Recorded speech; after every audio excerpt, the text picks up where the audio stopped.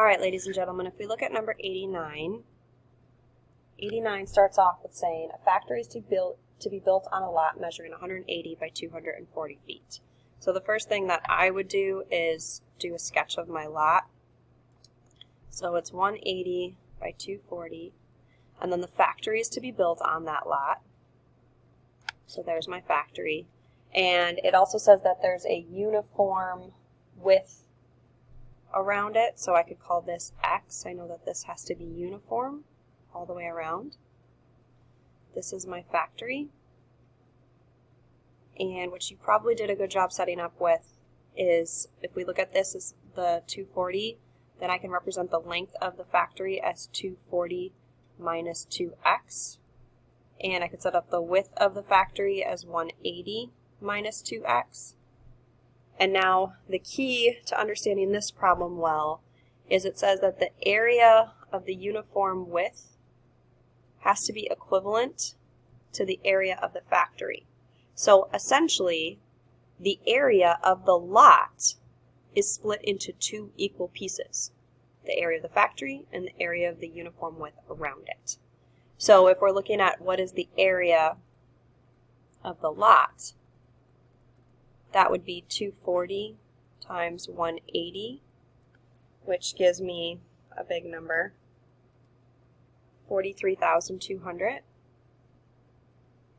And so the area of the factory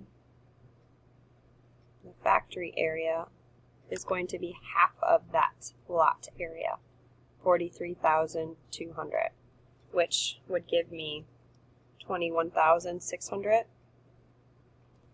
And now I can set up an equation. So I know that 240 minus 2x multiplied by 180 minus 2x has to equal 2160. And if you know where to solve from here, you can go ahead and stop the video and solve. I'll show you how I would solve it. These look like really big numbers to me, and I noticed that they're all even. So I would divide out a 2 from this quantity to leave me with 120 minus x. I would divide out a 2 from this quantity, which would leave me with 90 minus x is equal to 2160. And then 2 times 2 is 4. So if I divide both sides of these by 4, I can again just reduce the size of these numbers. So that would be 120 minus x times 90 minus x is equal to 5,400. Now this is a quadratic, so I need to FOIL everything out. 120 times 90 gives me 1080. And then I have minus 120x minus 90x plus x squared has to equal 5,400. Start moving this into the proper format. Negative 120 plus negative 90 is negative 210. X plus 1080 has to equal 5,400. Subtract 5,400 from both sides, and